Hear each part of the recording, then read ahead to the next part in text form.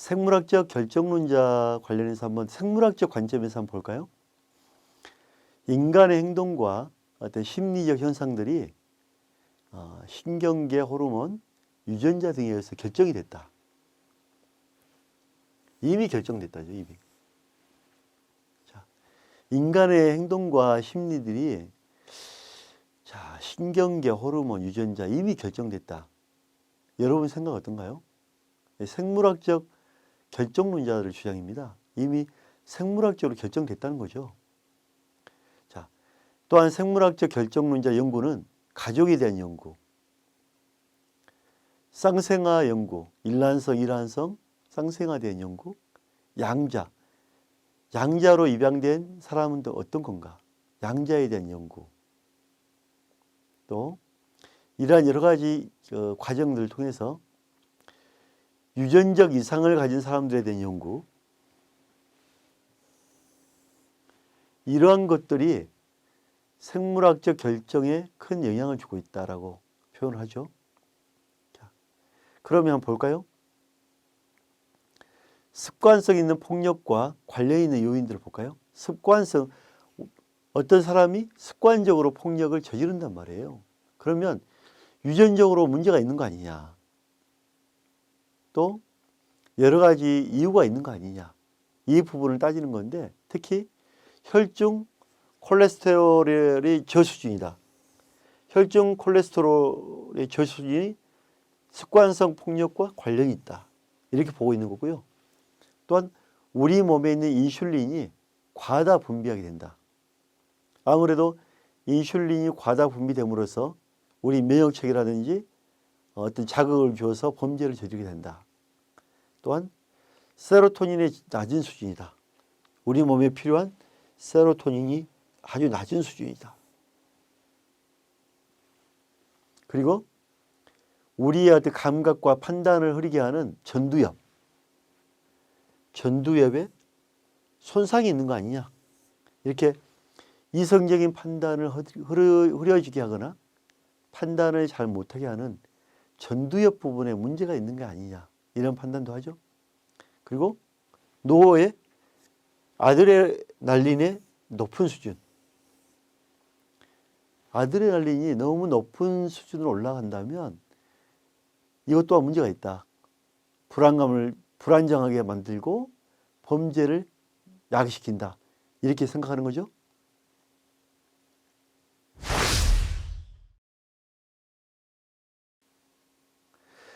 사회화 이론인데요. 사회적으로 바뀐다, 변화된다 이론인데, 폭력의 사회화 과정, 즉 폭력이 발생할 때 어떤 사회화 과정을 거친다, 그렇게 보는 거죠. 특히 전통적인 사회화 이론은 정신분석, 정신에 영향을 주는 거고요. 또한 좌절을 따라서 좌절에 함으로써 공격이 들어간다. 좌절, 공격. 그 다음에 사회에서 배운 거를 실현한다. 사회학습 이론. 그래서 전통적 사회화 이론은 정신분석. 이러한 정신은 좌절과 공격을 준다. 또 사회화에 필요하다. 사회화 통한 어떤 범죄 과정이다. 사회학습 이론. 이런 부분을 강하게 강조하고 있죠.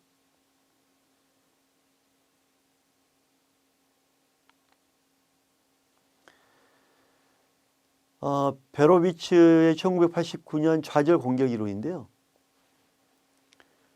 공격 행동의 촉진 인자는 좌절 경험입니다. 이러한 좌절 경험이 공격을 촉진하게 된다. 이렇게 얘기하는 거죠. 또한 좌절에 대한 경험이 오히려 추동 수준과 공격적 행동에 촉발을 시킵니다.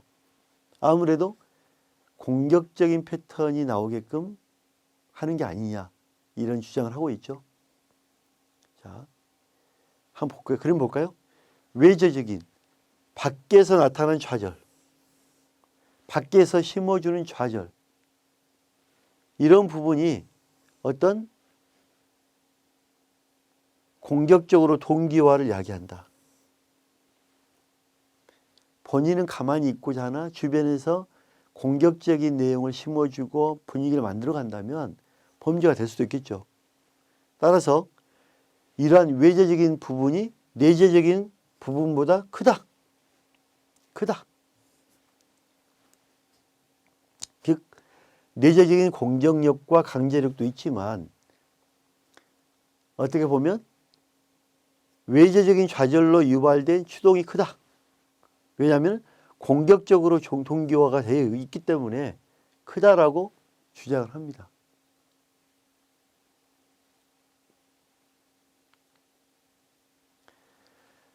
자, 제가 반두라의 학습 이론을 설명하면서 반두라는 참 나름대로 생각을 좀 많이 하고 쓴 이론이다라는 생각을 한데요.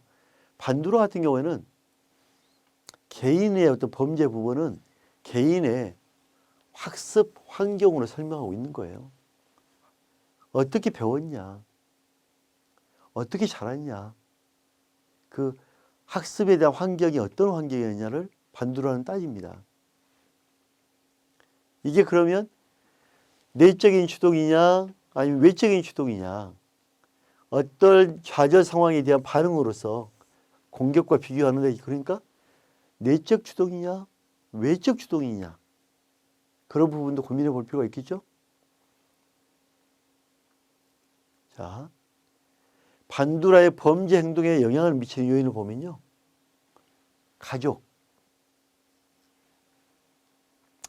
가족도 범죄 행동에 큰 영향을 미친다. 왜냐하면 가족이 그만큼 나의 삶에 개입되어 있고 생각을 심어주기 때문에 정말 이 가족도 범죄 행동에 영향을 미친다. 또 함께 지내는 또래 집단입니다. 함께 지내는 또래 집단에 따라서 이런 영향을 미치고요. 문화입니다. 문화가 같다면 당연히 범죄자와 거의 같은 생각한 거 아니냐 주장을 하죠. 따라서 관찰자의 동기에 따라서 강화를 하거나 처벌이 있어야 한다. 거기에 대해서 강화를 하거나 처벌을 한다. 이런 부분이 필요하죠. 따라서 범죄 행동에 영향을 미치는 것들, 가족이라든지 또래 집단이라든지 문화라든지 이런 부분도 영향을 미치고 있다. 따라서 여기에 대한 관찰자의 동기에 따라서 강화를 하고 처벌해야 된다. 자, 반두라의 학습, 사회학습 이론입니다. 환경에 따라 학습 환경. 자, 그래서 이러한 환경에 따라서 행동의 원인이 되고요. 그 행동의 원인이 되고 행동을 할 때 영향을 미치는 건 가족, 또래 집단, 문화다. 그래서 이런 동기에 따라서 처벌하거나 강화를 해야 된다. 이런 주장이죠. 자, 에론이 주장하는 폭력의 가장 중요한 결정인자가 있다. 에론은 폭력의 가장 중요한 결정인자가 뭐냐라고 강조하는데, 그 중에 하나가 부모로서 지원 결핍입니다. 에론. 부모로서의 지원 결핍이 범죄로 연관되고 있다. 특히 부모가 공격성을 가리키고 강화를 시킨 꼴이다. 그래서 에론이 주장하는 이러한 지원 결핍, 공격을 부모 가리키고 강화한다. 이 부분에 대해서 에론은 부모의 역할을 강조하겠죠. 우리는 자녀의 처벌에 초점이 있을 게 아니라 그를 키운 부모의 역할을 강조하는 거죠. 에론은. 꼭 기억해 주시기 바랍니다. 에론.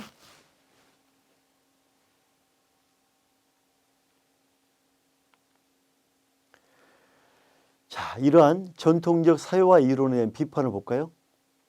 전통적 사회화 이론은 반사회적 행동이고요. 비행에 대한 한정이 되어 있어요. 그 다음에 발달적인 관점을 소홀히 하는 경향이 있어요. 사람들은 발달적인 부분에 되게 관심이 많거든요.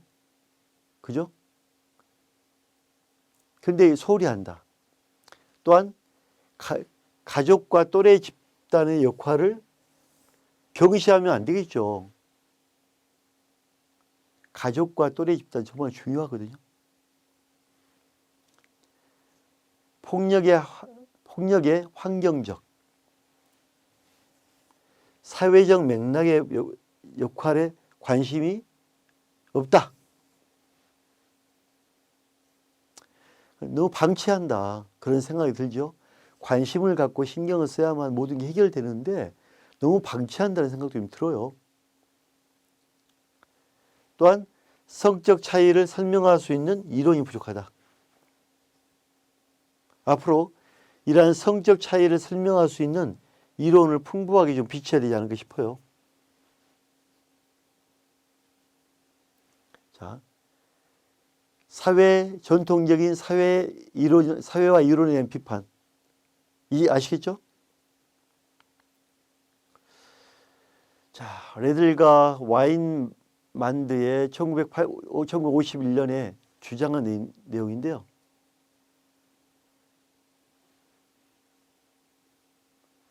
적절한 폭력의 초점, 적절하다 폭력이. 폭력이 적절하다. 폭력을 당했는데 적절한 폭력의 초점이 어디냐? 이건 에고, 자아라고 합니다. 가장 적절한 폭력의 초점, 자아다. 이렇게 보시면 되겠어요. 자, 폭력의 범죄 심리에서 생물학적 관점이 아닌 것은 생물학적 관점을 물어보는 거죠. 자, 첫째, 가족에 대한 연구 방법. 가족을 어떻게 연구할 거냐? 우리 가족 연구하니까 주크가의 연구도 배웠죠, 우리가? 가족 연구, 쌍생아 연구, 일란성이냐 이란성이냐. 3번, 관찰하는 연구. 관찰 연구 나쁘다는 거 아닙니다. 4번, 양자 연구. 아이를 입양했는데 낳은 부모와 낳지 않는 부모의 관계. 유전적 역할이 어디까지 가느냐. 그래서 폭력 범죄 심리에서 생물학적 관점은 가족 연구, 쌍생아, 관찰적, 양자 연구 중에 어떤 게 될까요? 정답 찍었나요? 확인할게요. 자, 나왔습니다. 생물학적 관점에서는 아무래도 관찰적 연구는 필요 없겠죠. 가족을 연구한다든지 일란성이냐 이란성이냐 쌍생아를 연구한다든지 친부모와 양부모가 있는데 누구를 많이 범죄에 달궜는지, 즉 예를 들면 엄마가 범죄자면 자녀도 범죄자고 아빠가 범죄자면 몇 년 후에 범죄자고 그런 연구를 한 거죠. 그래서 여기 보면 여러분 알다시피 관찰적 연구 이 부분 문제가 있죠. 생물학적 관점에서는 가족이라든지 쌍생아, 양자, 유전적 이상을 가진 사람들 행동 연구하는 거거든요.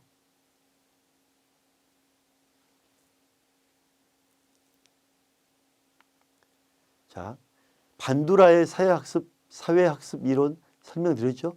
잘못된 것은 자, 반두라 사회학습가 내적 추동 또는 어떤 좌절 상황에 대한 반응으로서 공격과 비교해서 행동의 원인을 개인의 학습 환경에 설명했다.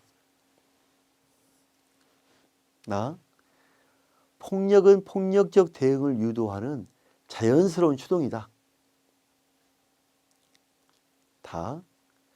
범죄 행동에 영향을 미치는 요인 중에 가족과 또래 집단, 문화 등이 있다.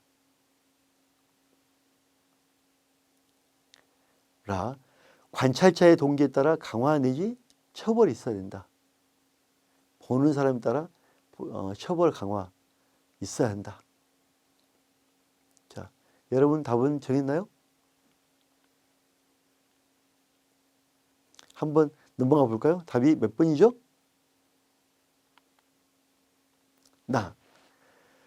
폭력은 폭력적 대응을 유도하는 자연스러운 추동이다. 폭력은 정신분석 이론입니다. 폭력은 정신분석 이론이다.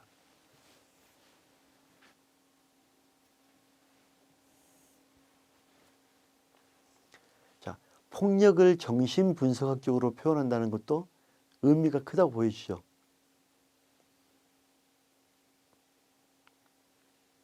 자, 전통적 사회화 이론을 비판받는 이유 아닌 거죠. 첫째, 대부분의 전통적 사회화 이론은 반사회적 행동, 비행에 한정되어 있다. 맞나요? 전통적 사회화 이론은 반사회적 행동과 비행에 한정되어 있다.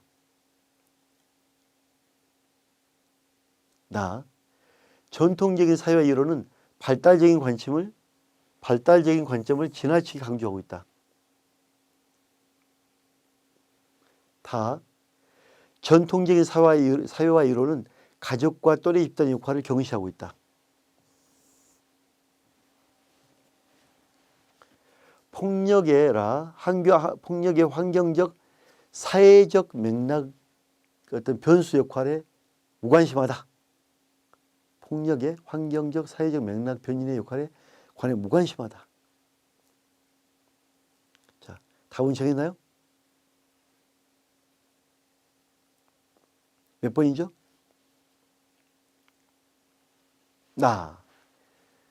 전통적 사회화 이론은 발달적인 관점을 지나치게 강조하고 있다겠죠. 하지만 전통적 사회화 이론은 발달적인 관점을 전혀 고려하지 않았죠.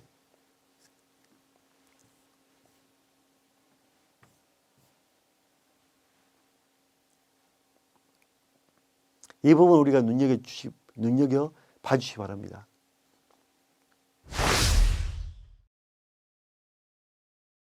자, 생물학적 관점하고 좀 요약 정리해 볼까요? 생물학적 관점, 쌍생아라든지 양자, 유전적 이상을 가진 사람들이 연구하는 거고요. 혈중 콜레스테롤의 낮은 수준, 인슐린의 과다 분비, 세로토닌의 저수준, 전두엽의 손상, 노어아드레날린의 고수준은 습관성 폭력과 관련이 있다고 보여집니다.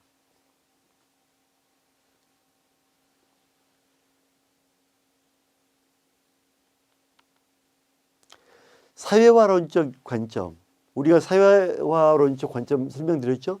예로는 폭력의 가장 중요한 결정인자 중에 하나는 부모로부터 지원 결핍. 정말 중요하죠?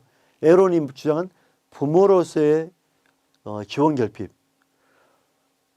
레들과 와인만드는 가장 적절한 폭력의 초점이 에고다고 했죠.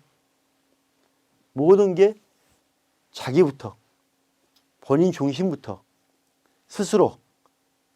우리가 원자아가 있고 자아가 있고 초자아가 있어요. 초자아는 도덕적인 지배를 받는 거고 자아는 자기 스스로 판단하는 거예요. 에고. 그래서 여기에 에고 자아는 어떻게 보면 스스로 컨트롤할 수 있는 조절자 역할도 가능하다. 이렇게 보시면 됩니다. 그래서 우리가 다양한 관점이 봤죠. 지금 그 과정 중에서도 사회화 관점은 정말 우리가 앞으로 신경을 좀 써야 될 부분이 아닌가. 현재 지금 많은 분들 보면 부모로부터 지원이 거의 못 받고 있어요, 아이들이. 그렇기 때문에 오히려 이런 아이들은 폭력이라든지 많은 범죄를 저지를 가능성이 많다. 그래서 부모로부터의 어떤 지원 결핍이 중요하다. 부모에게 좀 많이 사랑을 받고 부모의 동의를 받고 애정 결핍을 없는 아이들이 밝게 자라고 범죄가 적다. 이렇게 생각하셔야 될 것 같아요. 그래서 우리가 흔히 말하는 에론의 어떤 그 주장, 레들과 와인 만드의 자아 이런 부분은 중요하다. 그래서 구별도 또 필요합니다. 그래서 잘 기억해 주시고요. 아무래도 제가 그 이론 설명할 때 에론이 주장한 부모의 사랑, 부모의 관심 정말 중요합니다. 우리가 비행 청소년들이 대부분 이런 사랑을 받지 못하는 경우가 많거든요. 그래서 사회화론적 관점에 본 부모의 역할, 부모의 사랑이 참 중요할 때가 아닌가 싶습니다. 자, 수업 마치겠습니다.